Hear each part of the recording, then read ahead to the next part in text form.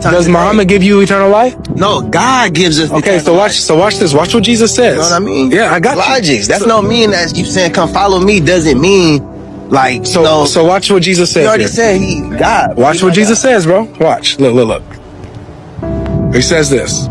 Verse 24, the Jews are asking, they say, so the Jews gathered around him and said to him, how long will you keep us in suspense? If you are the Christ, then tell us plainly. Tell us straight up. Jesus answered them, I told you, and you do not believe. The works that I do in my Father's name bear witness about me. But you do not believe me because you are not among my sheep. My sheep hear my voice, and I know them, and they follow me. What does this mean? They follow me, right? His sheep follow him. What does that mean?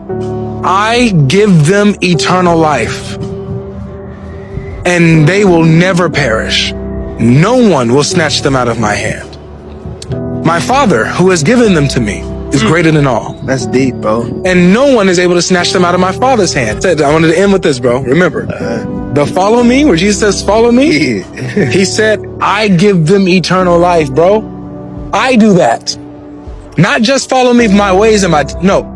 If you follow me, I give you eternal life. I see that. I see what you were saying when you read that. You basically trying to say that Jesus is doing God's duty. That's why you saying it like that. Exactly. This is what the Quran says in chapter 5, verse 47. It says, let the people of the gospel judge by what Allah has revealed in it. And whoever doesn't judge by what Allah has revealed in the gospel, I'm talking about my people, then we're among the wrongdoers.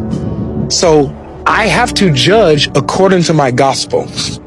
And when I look at Muhammad and I line him up with the gospel, I have to judge that he's a false prophet because he teaches a different Jesus, a different message that contradicts what the gospel says.